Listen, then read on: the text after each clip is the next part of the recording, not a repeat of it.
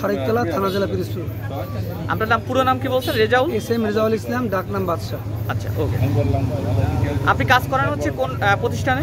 স্বপ্নপূরণ express limited.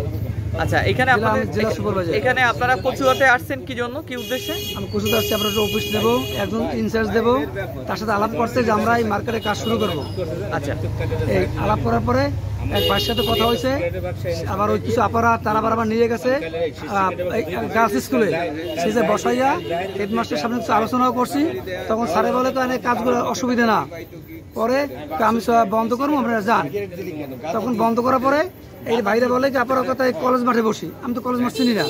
আপনারা office কি নিছেন এখনো পর্যন্ত আশেপাশে পিরোজপুর বাদে কোথাও?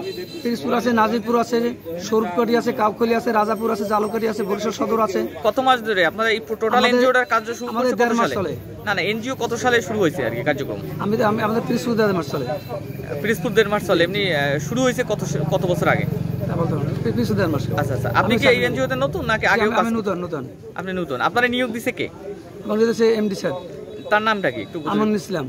সে হচ্ছে কি, আপনি কি ভাইবার মাধ্যমে নিয়োগ হয়েছে নাকি সরাসরি? আচ্ছা, ঠিক বলছি। আচ্ছা, আপনারা কি কাজ, এই কাজগুলো যে করেন এখানে কি কোনো ইনভেস্ট টাকা পয়সা নেন কারো কাছ থেকে, মানে বিনিময়ে? আমরা ফ্রি স্বাস্থ্যসেবা, ফ্রি সাক্ষী সেবা, ফ্রি আইনি সেবা, অনলাইন অফলাইন পণ্য বিতরণ। আচ্ছা, এইগুলো